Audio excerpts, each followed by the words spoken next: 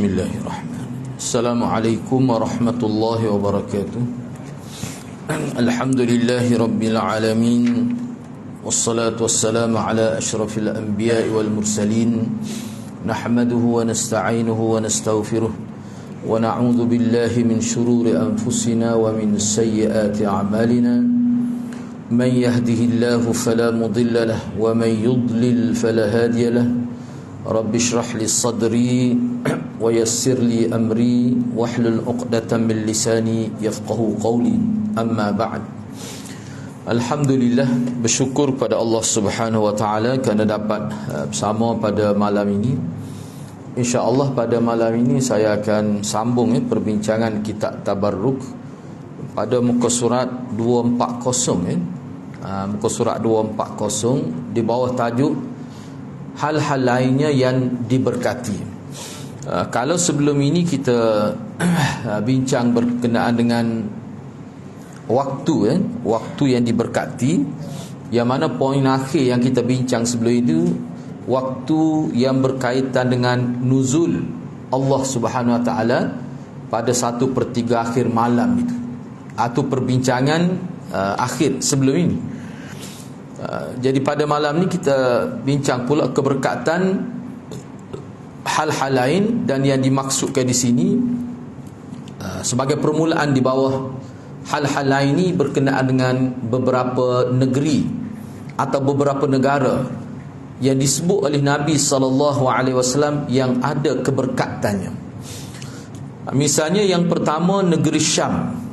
Bila sebut negeri Syam dalam peta lama lah, peta klasik maksudnya, dia terdiri daripada Palestin, Jordan, Syria dan juga Lebanon. Itu merangkumi 4 negara. Dulu dia panggil Syam. Mana luas lah Syam ni. Mana kita ada di Palestin, Jordan, Syria dan Lebanon. Itu maksudnya negeri Syam. Dalil tentang keberkatan negeri Syam. Keberkatan negeri Syam disebutkan dalam beberapa ayat Al-Quran. Allah Subhanahu wa taala berfirman mengenai perpindahan Bani Israel ke negeri Syam.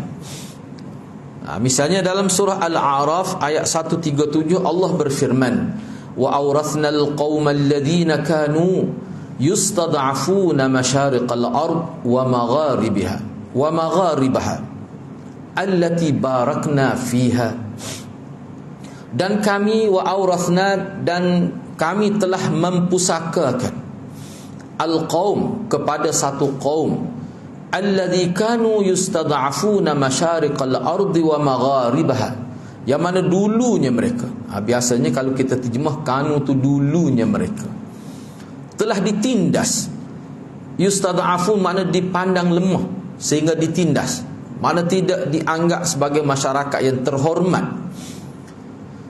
Dan mana kami telah pusaka kepada mereka lah masyariqal ard, maknanya negeri-negeri di sebelah timur dan juga negeri-negeri di sebelah barat, yang mana tempat itu kami berkatinya.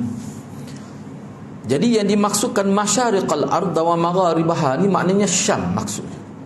Mana dari sebelah ni maknanya Syam itu berada di sebelah timur, tapi dari sudut penjuru ini dia terletak di sebelah barat.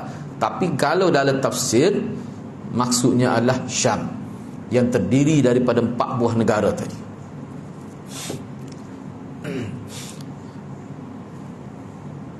Allah Subhanahu wa taala, kalau kita tengok cerita tentang Nabi Musa, memang dia pergi ke Palestin pun. Selepas dia dikejar oleh Firaun, dia melepasi laut itu. Bila laut terbelah tu, yang dikatakan kataudil azim, bila terbelah tu, mana sebelah tu bagaikan bukit. Dia pergi ke mana? Pergi ke Palestin. Baik. Jadi Allah Subhanahu wa taala berfirman mengenai hijrah yang dilakukan oleh Nabi Ibrahim dan juga Nabi Lut alaihi wassalam ke negeri Syam. Ini cerita tentang Nabi Ibrahim dan juga Nabi Lut. Wa najjaynahu wa lutan ila al-ardi allati barakna fiha lil alamin. wa najjaynahu, dan kami selamatkannya, nya tu maksudnya Nabi Ibrahim, wa Luta, dan Nabi Lut, ilal ardil lati barakna fiha lil alamin, ke sebuah negeri yang kami telah berkati untuk seluruh manusia. Jadi al-ard di situ maknanya Asy-Syam. Al-ard, ilal ard, al-ard tu maknanya Asy-Syam. Allah juga berfirman, wali Sulaiman ar-riha 'asifah tajri bi amrihi ilal ardil lati barakna fiha, dan kami telah tundukkan untuk Nabi Sulaiman angin yang sangat kencang tiupannya, yang bertiup dengan perintahnya ke negeri yang telah kami berkati. Jadi yang dimaksudkan allati barakna fiha tu maksudnya Syam, negeri Syam. Allah Subhanahu wa taala juga berfirman mengenai kisah Sabak. Ini kisah terkenal lah. Kalau hadiah-hadiah tengok dalam internet pun boleh dapat maklumat dengan banyak. Kisah Sabak. Kalau bahasa Arab lah, kalau itu juga tulis ikut Melayu, kisah Sabak juga. Tu. Boleh jumpa banyak maklumat. Sebab kisah ni popular. Bukan kisah yang tersembunyi, tidak. Ini kisah Sabak.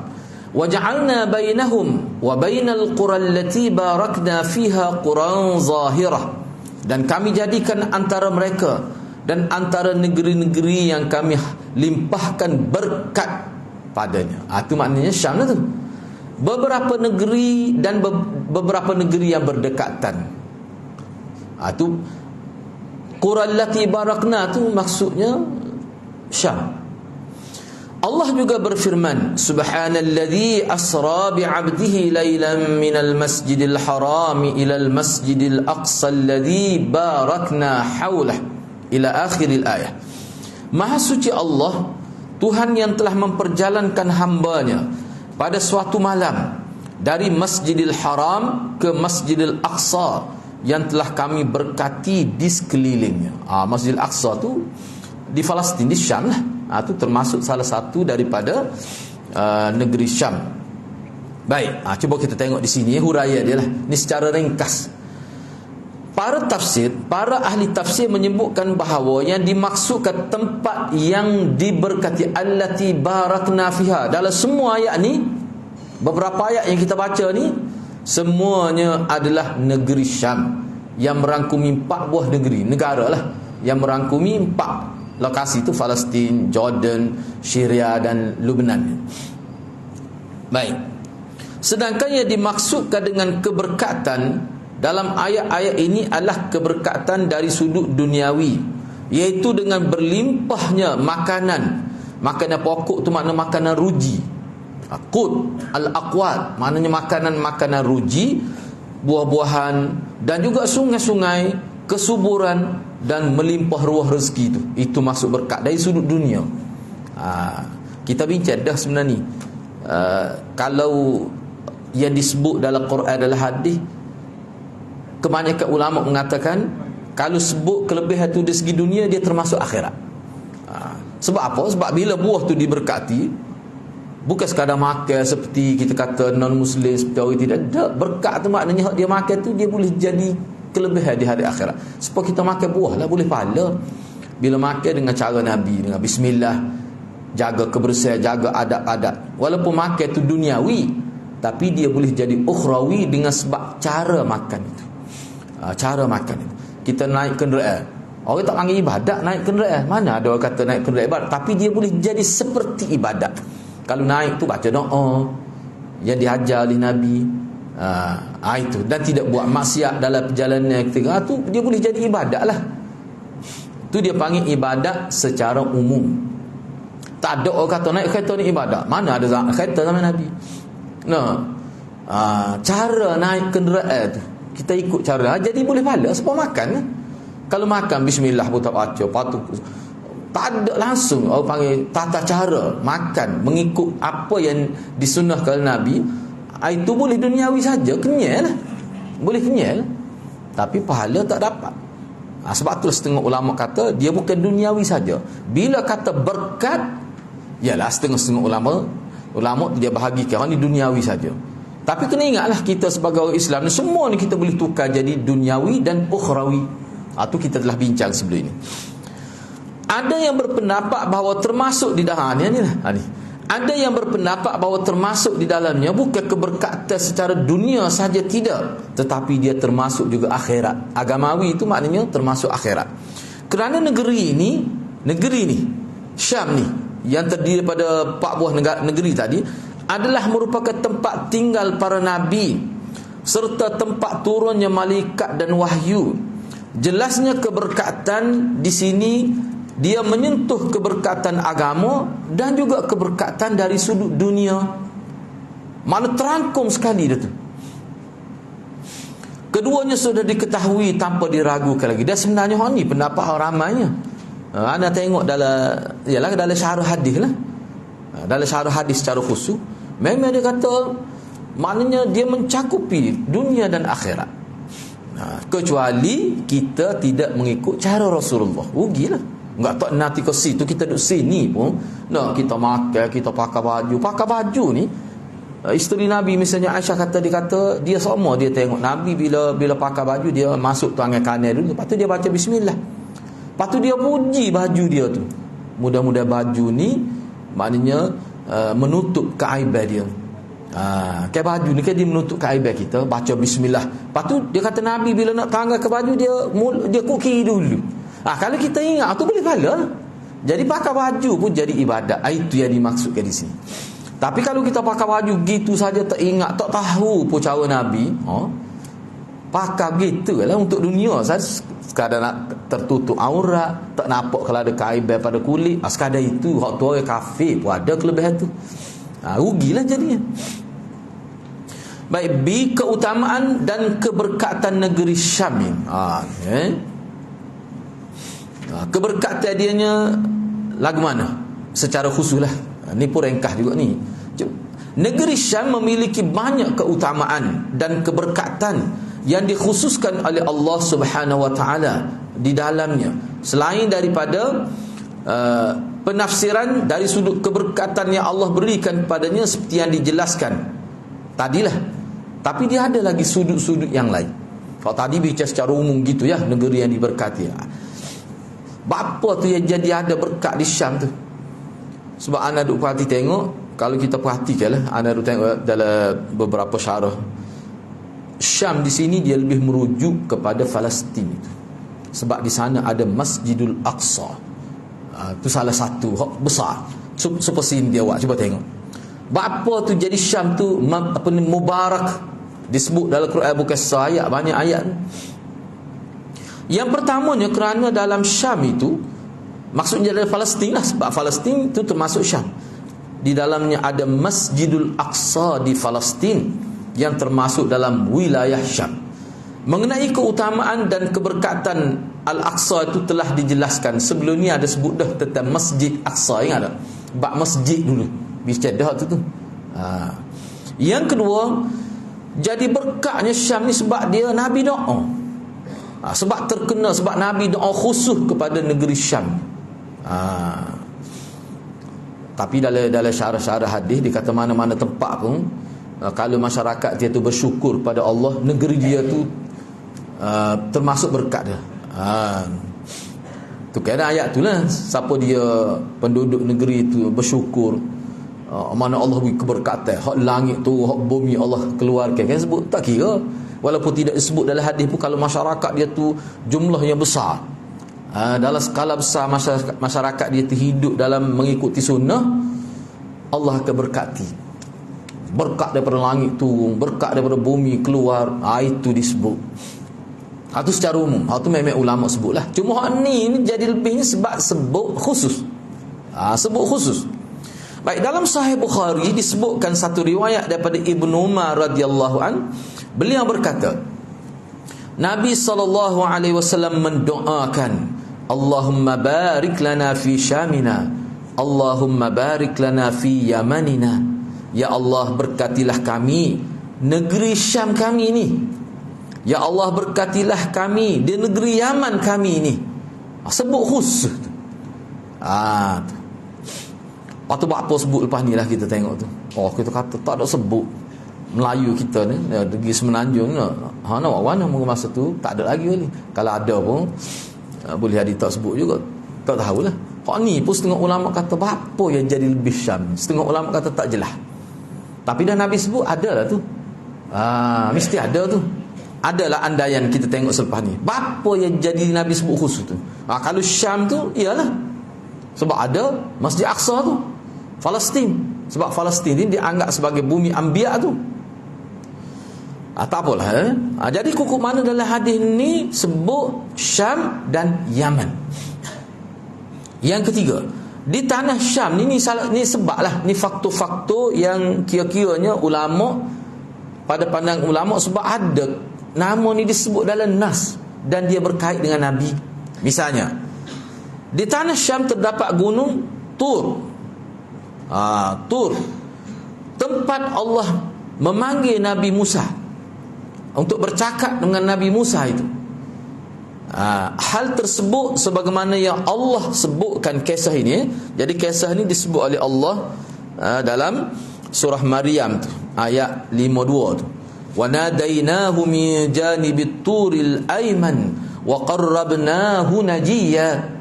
Dan kami telah memanggilnya, yakni Nabi Musa, dari sebelah kanan gunung Tur, dan kami telah mendekatkannya kepada kami di waktu dia bermunajat kepada kami. Ini Tur Saina itu.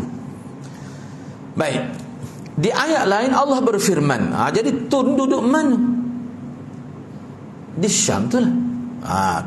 Baik, dalam ayat lain Allah berfirman, falamma ataha nudiya min syati'il wadil aymani fil buq'atil mubarakah minasy syajarah ya Musa inni anallah rabbul alamin. Maka bila mana Nabi Musa sampai ke tempat api itu, diserulah dia dari arah pinggir lembah yang diberkati, dari sebatang pokok kayu, iaitu wahai Musa, sesungguhnya aku adalah Allah, Tuhan semesta alam. Bagaimana ni ulama kata Allah tajalli lagu mana tu, wallahu alam. Kita tak tahulah tu. Tak boleh nak ayat lah tu. Tapi kukuh mana peristiwa ni diabadikan dalam Quran. Semua ni berlaku di Syam. Semua ni berlaku di Syam. Ulama kata ni lah, sebab dia ada sejarah. Sejarah ni memberi kesan juga kepada nilai sesuatu. Kata Imam Baghawi, Allah Subhanahu Wa Taala menjadikan Syam ini sebagai sesuatu yang diberkati. Kerana apa? Kerana dia berbicara dengan Musa di sana, dan dia mengutuskan, disitulah dia mengutuskan secara rasmi Nabi Musa ni sebagai Nabi. Allah juga bersumpah dengan Tur pada surah At-Tur dan surah At-Tin. Tu surah biasa kita baca lah. Surah At-Tin tu lah. Boleh tengok situ lah. Yang keempat, ni nak ayat kelebihan apa yang lebih Syam ni, sebab ada sebut dalam Quran. Terdapat beberapa riwayat pula tentang keutamaan negeri Syam. Tadi Quran, ni hadis pula ni. Misalnya satu riwayat daripada Zaid bin Thabit, radhiyallahu anhu, beliau berkata, kata Zaid bin Thabit, kunna inda Rasulillah sallallahu alaihi wasallam faqal tuba lisyam faqulna li ayyi shay'in dhalik faqala li'anna malaikatar rahman basitatun ajnihataha alaih.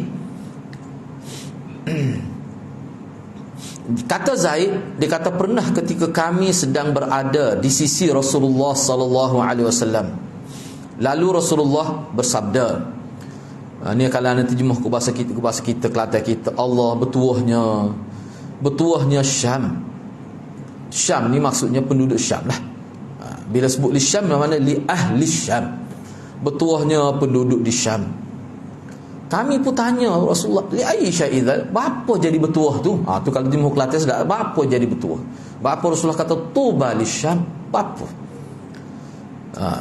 Maka Rasulullah pun jawab, kerana para malaikat Tuhan yang Maha Penyayang membentangkan sayap-sayap mereka di atasnya. Sebab di sini tempat operasi Nabi dulu. Ramai mana pengikut-pengikut Nabi di sini.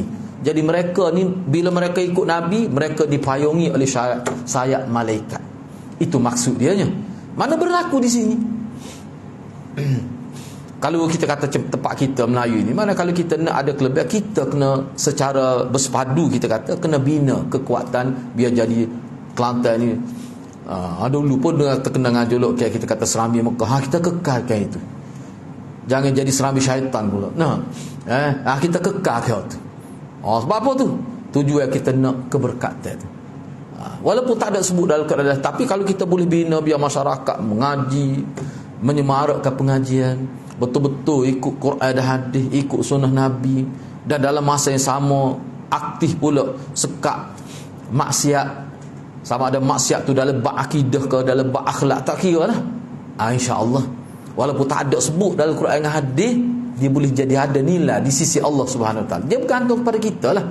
Sebab tu kalau kita perhatikan dalam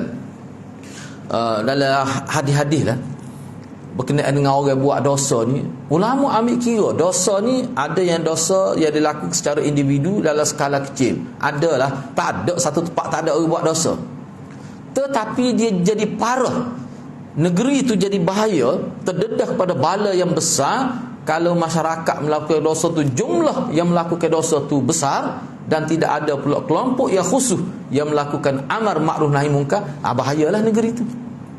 Dosa ni ada sama. Ada sama dah orang buat dosa dua. Yang Mekah pun ada orang buat dosa. Hak serai Nabi tu Mekah lah, lawan Nabi tu. Tak boleh kira tu. Tapi maknanya jumlah tu kena ambil kira. Kalau jumlah yang buat dosa tu besar, mana bahayalah. Bahaya tu kepada semua. Orang baik pun bahaya. Di situlah keperluan amar ma'ruf nahi munkar. Jadi kalau berlaku maksiat, berlaku kita kata aja orang salah, pakat duduk dia belaka, jadi bahaya. Dia jadi bahaya. Baik, seterusnya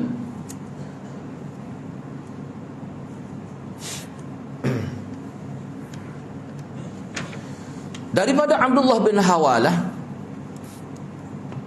baca boleh buat siapa ada kitab boleh baca sendirilah. Situ dia buat ni dia ni salah seorang sahabat lah. Dia ni salah seorang sahabat. Kata Abdullah bin Hawalah, dia kata Rasulullah sallallahu alaihi wasallam bersabda. Ni bagi tak ada kitab saya bacalah sebab ni sahabat ni. Abdullah bin Hawalah, cuba tengok nota kaki sebelah tu. Dia ni adalah Abdullah bin Hawalah Al-Azdi. Kunyah dia Abu Hawalah. Ada juga setengah ulama mengatakan dia ni kunyah dia bukan Abu Hawalah, Abu Abdillah. Kunyah dia ada juga kata gitu. Dia ni termasuk seorang sahabat yang meriwayatkan hadis. Sebab ramai sahabat tidak riwayat hadis. Dia ni termasuk salah seorang sahabat yang meriwayatkan hadis daripada Nabi SAW. Dia meninggal dunia di Syam pada tahun 58 Hijrah. Tapi ada juga kata dia kata mati di Syam tapi tahun 80 Hijrah. Jadi dia minta maaf lah sebab ana pun tak boleh nak ayat, nak tahqiq kat mana tu. Sebab ana pun tidak rujuk secara detail juga. Tapi ada kata dia mati tahun 58, ada kata tahun 80, tapi di Syam lah. Ni ada apa ni Abu Hawalah ni. Baik, apa dia kata? Dia kata Rasulullah sallallahu alaihi wasallam pernah bersabda, Sayasirul amr ila an takunu junudan mujannadah, jundun bisyam wa jundun bil yaman wa jundun bil Iraq. Qala ibn Hawalah, khirli ya Rasulullah in adraktu dhalik. Faqala alayka bisyam fa innaha khiratullah min ardih yajtabi ilaiha khiratahu min ibadih. Fa amma idza abaitum fa alaykum bi yamanikum wasku min ghudurikum fa inna Allah tawakkala li bisyam wa ahli.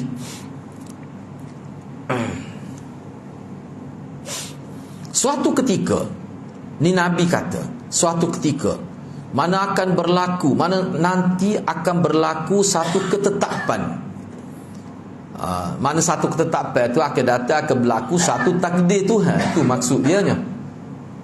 Iaitu kamu akan menjadi beberapa pasukan yang terlatih. Dimobilisasi itu maksudnya mujannadah lah. Mujannadah ni makna beberapa tentera digabung jadi satu tentera. Maknanya asalnya gabungan pecahan kecil lah, bila digabung jadi satu jumlah tentera yang besar. akan berlaku begitu akan datang, kata Nabi SAW. Misalnya pasukan mana yang akan digabungkan jadi mujannadah itu, junud mujannadah itu. Misalnya pasukan Islam ni, pasukan tentera Islam, pasukan tentera di negeri Syam, pasukan tentera di negeri Yaman, dan pasukan tentera di Iraq. Ni dia akan bergabung tenaga. Kena perhati hadis ni. Kalau kita tengok dalam itu, maknanya umat Islam ni walaupun dia mungkin nampak, kalau di Timur Tengah tu kan nampak macam bertelagah sama sendiri, dia akan sapa satu ketika dia akan bergabung. Cuma proses tu mungkin tak sapa lagi. Proses tu telah berlaku. Dan ada pula golongan puak-puak yang cuba nak, sekarang ni yang usaha nak menyatukan umat Islam. Ke Timur Tengah ni kita pun sentiasa bertelagah. Sentiasa berlaku pertumpahan darah. Jadi sebenarnya dalam hadis pun sebut kawasan ini. Baik. Lalu Ibnu Hawala berkata, sahabat, kalau pilihlah wahai Rasulullah, seolah dia minta doalah kepada saya wahai Rasulullah, supaya saya sempat dengan kejadian tersebut wahai Rasulullah. Biar saya waktu tu saya nak termasuk dalam tentera tu. Tu maksud dia. Biar saya lah. Biar saya boleh masuk dalam tentera tu. Tentera junud mujannadah tadi. Maka Nabi pun kata kepada dia, kalau kamu nak ni, kamu tetaplah tinggal di Syam. Duduk di Syam lah, kalau nak boleh. Mudah-mudahan kamu akan dapat. Tinggallah di Syam. Kerana negeri ini adalah antara negeri pilihan Allah daripada buminya. Dia memilihnya bagi hamba-hamba pilihannya. Namun jika kalian menolak, kalau kamu tak mau tinggal di Syam, pergi ke Yaman lah. Pergi ke Yaman. Dan minumlah dari air-air daripada saliran-saliran di sana. Kerana Allah telah menjamin untukku bahawa dia akan menjaga negeri Syam dan penduduknya. Ni termasuk hadis fitnah. Hadis fitan. Hadis yang Nabi sebut tentang pergolakan yang berlaku, peperangan yang berlaku ni termasuk hadis fitnah di akhir zaman. Tak apalah, kita tengok selepas ni apa yang jadi lebih tu. Baik, cuba kita tengok. Namun ini kata penulis ni, dia kata kadang-kadang kita pun dilema juga. Dia kata bila kita baca hadis-hadis sumpama ini dan hadis-hadis lain lah, banyak lagi mengenai kelebihan negeri Syam, keutamaan tinggal di sana. Lepas tu kalau kita tengok pula hadis-hadis yang Nabi sebut tentang kelebihan Madinah, dan Nabi juga suruh tinggal di Madinah, kita jadi pening. Mana lebih ni Madinah dengan Syam ni? Dia kata kalau dilema nak kata mana ni. Kalau kita baca ni ada lagi riwayat lain ni sebahagian saja. Nampak lebih benar. Nabi kata kalau saya duduk Syam, pergi ke Yaman lah. Yaman lah ni ke Yaman bila? Itulah ulama bincang juga tu. Agak panjang juga perbincangan tu. Baik, tak apalah. Cuba tengok lagi. Barangkali pendapat yang paling kuatlah dari sudut alasan dalam menggabungkan kedua riwayat tersebut, yakni riwayat yang menyebutkan kelebihan Syam, kelebihan Yaman, sampai dikaitkan dengan tentera yang akan bergabung untuk lawan musuh di akhir zaman, nampak kelebihan itu. Dan juga hadis-hadis yang menyebutkan tentang kelebihan Madinah dan galakkan supaya tinggal di Madinah. Barangkali hadis ni, dua hadis ni kita boleh gabungkan dengan mengatakan kelebihan yang Nabi sebut tentang Madinah itu, kelebihan itu dia umum ni, maksudnya kelebihan Madinah ni akan ada semua sampai bila-bila pun, sampai kiamat lah. Dan kelebihan yang Nabi sebut tentang Syam ini, itu kelebihan pada zaman-zaman tertentu. Ni lah pendapat yang paling kuat mengikut ulama. Sebab zaman kita kata Syam, satu ketika dulu kan dia jadi pusat ulama tu, Iraq, Yaman, satu ketika. Tapi apakah tempat ni sentiasa terjaga sama sunnah Nabi seperti terjaganya sunnah Nabi di Madinah? Semua ulama kata tidak. Kalau di Madinah, di Mekah, siapa lah ni terjaga lagi? Siapa kadang-kadang kita tengok kasar apa? Ada semua tak betul tu zaman Nabi pun ada. Tak kira tu. Jahat tu ada semua mana-mana pun. Maknanya nak ayatnya kekal dia. Sebab tu dalam hadis, kalaulah di tempat lain rosak dah sunnah Nabi, orang nampak Islam pun nampak pincang dah. Kerana apa? Kerana penganut dia tu tidak ikut betul. Ajaran sebenar tu akan seperti ular, dia akan bergerak masuk dalam sarai dia. Sarai dia tu maksudnya lubang lah kalau sarai ular. Kalau sarai Islam, Mekah Madinah. Makna mungkin tempat lain tu sudah banyak dah berlaku orang panggil pencerobohan terhadap sunnah, ditinggalkan sunnah. Tapi di Madinah, di Mekah, dia kekal hak asal lagi. Itu maksudnya setengah ulama kata jaminan Madinah lebih besar daripada jaminan kepada Syam dan Yaman. Sebab jaminan Madinah ni atas nama tanda suci, tapi Yaman dan Madinah ni sebagai satu keberkatan kerana ada faktor-faktor sokongan, begitu saja. Tapi tak boleh nafi ada kelebihan tu. Syam kan tak boleh nafi tu. Kalau kita tanya Allah, kita tanya anak lah, mana lebih ustaz? Kelantan kita dengan Syam, lebih Syam. Terang kita kata kat suruh royak lah. Ngegar pun kita jawab gitu. No. Apa? Sebab ada sebut terang. Yaman. Sebab kita kata Kelantan kita Serami Mekah ni bukan hadis. Mana pernah diberi jolok kerana apa? Kerana dia pernah satu ketika dia menjadi pusat ilmu. Pusat ilmu. So yang keduanya anda dengar dia orang tu kata kena ramai ulama-ulama Kelantan jadi hebat. Dia ngaji Mekah lah. Lama kan ngaji Mekah tu kenali misalnya. Ngaji Mekah lama kan? Tu. Buat klik ngajar nahwu, besok main ilmu nahwu. Siapa tokoh-tokoh besar tu ngaji dengan dia lah.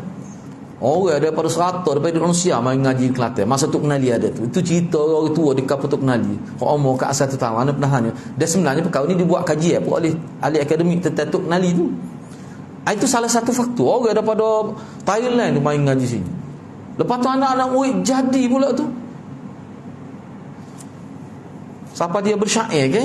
Ya kinali fi kaddura wa mikal ali. Dia bersyair. Wahai kenali, engkau satu ketika itu bagaikan mutiara yang berkelip-kelip. Panjang lagi tak ingat nama tak Aceh Maya kata ingat. Dulu panjang ingat tu doa. Pujian syair tentang apa ni kampung kenali tu. Kampung kenali. Jadi gitulah. Jadi kalau kita nak tempat kita ni sentiasa diberkati oleh Allah, kita jaga betul-betul agama ni. Masing-masing tak boleh serah pada jabatan agama saja. Kita sedia jabatan agama tu tugas dia. Dan Allah akan tanya semua, bukan tanya individu tertentu. Allah akan tanya semua kita. Majlis agama yang ada autoriti, Allah tanya dengan kadar dia, dengan kuasa dia. Kita Allah tanya juga. Jadi masing-masing kena bertanggungjawab. Kalau kita nak Kelantan kita nak kekal jadi Serami Mekah, insya-Allah dia akan kekal. Dan Allah beri berkat. Tapi syaratnya masyarakat dia tu kena jaga supaya keberkatan ini kekal. Memang ulama sebut seperti mana Quraisy dulu pernah menjadi satu bangsa yang terhormat. Lah ni tak ada dah. Dalam hadis kata Quraisy, kalau ada seorang je orang Quraisy, kena latih dia lagi jadi khalifah. Apa? Sebab Quraisy ni ada ciri-ciri yang melayakkan dia menjadi khalifah. Jadi ulama bicara mana sifat-sifat ghalibiyah dia panggil. Sifat dominan yang ada pada Quraisy itu dia boleh hilang kalau tak jaga. Memang hilang pun. Supaya juga kita orang Melayu ni. Mana dominan Melayu ni, ketuanan Melayu ni boleh hilang kalau orang Melayu lupa diri. Kalau orang Melayu tak sedar kedudukan dia di tanah Melayu ni. Ekonomi pun dah kat orang. Orang mari nego tempat kita, buka kedai runcit 24 jam. Kita dah lah tidak 24 jam, buka lewat, tutup awal. Lepas tu sikit sebanyak jadi orang semua ambil alih. Tu bahaya tu. Orang panggil untuk survival bangsa tu. Tu bahaya. Jadi boleh hilang. Ketuanan Melayu boleh. Sekarang ni kereta api pun tak ada kepala Melayu. Dia boleh hilang tu. Seperti mana Quraisy tu dulu dalam sejarah, siapa Nabi suruh tulis bahasa Quran ni bahasa Quraisy, lahjah Quraisy. Tapi dia boleh hilang. Ini mengikut tokoh-tokoh sosiologi misalnya Ibn Khaldun. Dia boleh hilang. Maknanya Allah beri nikmat kepada bangsa lain pula. Boleh berlaku gitu. Dulu cuba tengok. Ni kalau anda nak sebut lah. Parsi itu. Dulu dia Parsi kata kenal sebagai Majusi. Lama lepas tu tunggal jadi negeri Ahlussunnah. Ulama hebat-hebat sajalah di situ. Kalau tengok dalam kitab agak jujuk nama Imam Tirmizi, Imam Ghazali pun katanya daripada kawasan itu juga. Tirmizi ramai lah. Cukup ramai. Sebab tu ulama dia bui juga Parsi itu zaman itulah negeri ulama. Tapi boleh tukar pula jadi Syiah. Tukar. Nampak lagu mana? Begitulah kehidupan ni. Dan dari segi hak takdir itu satu hal. Kalau kita lihat dari segi sebab-sebab duniawi, kerana kelemahan bangsa itu. Bila sebab tu Ibn Khaldun daripada sejarah bangsa tu dia buat kajian lah. Kalau kita baca buku muqaddimah pada disebut ciri-ciri bangsa yang bertamadun, dia ada ciri dia. Ciri-ciri bangsa yang takhalluf ni yang mundur, yang merudum ke bawah, dia ada ciri-ciri dia. Salah satu dia sebutnya ni kena ingat benar ni. Salah satu ciri negara takhalluf yang mundur ataupun sedang jatuh, orang kaya pun masih lagi menebar sikap meminta-minta. Orang kaya pun isi borang tipu lagi nak dapat kelebihan kerajaan bui. Padahal kerajaan kata skim ni untuk orang bergaji 3,000 ke bawah. Orang hak 10,000 tipu borang lagi nak dapat kelebihan. Itu ciri negara yang sedang merudum. Tu kata Ibn Khaldun. Dia guna bahasanya begini. Dia kata bangsa yang tamadun, bangsa yang suka memberi, dia tidak suka menumpang. Tapi bangsa yang takhalluf, yang mundur, dia suka menumpang. Walaupun dia boleh berdiri sendiri, tapi dia nak lagi. Sehingga orang miskin jadi tak cukup. Apa sebab orang kaya lebih miskin daripada orang miskin. Itu yang disebut oleh Ibn Khaldun. Jadi betul semua lah. Jadi apa yang anda sebut tu supaya kita faham, bila Nabi sebut tentang Syam, ulama kata bukan bermakna Syam ni akan ada kelebihan semua. Tidak. Begitu juga Yaman pun begitu juga. Tapi kalau Mekah dengan Madinah, tak. Itu lain. Itu lain. Itu yang dimaksudkan di sini. Baik. Saya habiskan sedikit lagi. Sebahagian ulama menukil kesepakatan ulama bahawa negeri Syam adalah tempat yang paling utama selain Mekah Madinah. Itu ada disebut. Ulama kata sebab apa? Sebab Nabi sebut. Quran pun sebut. Banyak tu semua. Kalau orang tanya kita tempat Mekah Madinah mana? Syam lah. Maksud Syam tu maksudnya Palestin itu. Dan tempat yang terlibat dengan operasi Nabi yang disebut dalam Nas. Tu mas. Dengan ini penulis cukupkan penjelasan tentang keutamaan dan keberkatan negeri Syam dari sudut itulah. Sebab itulah kalau kita tengok di negeri Syam ni kan banyak tempat-tempat bersejarah yang berkait dengan nubuah kenabian. Baca tengok dalam internet lah. Tempat-tempat Nabi dulu dia panggil Al-Umamul Ba'idah, bangsa-bangsa yang telah pupus di muka dunia, tapi disebut dalam Quran ni negeri ni, tempat-tempat ni.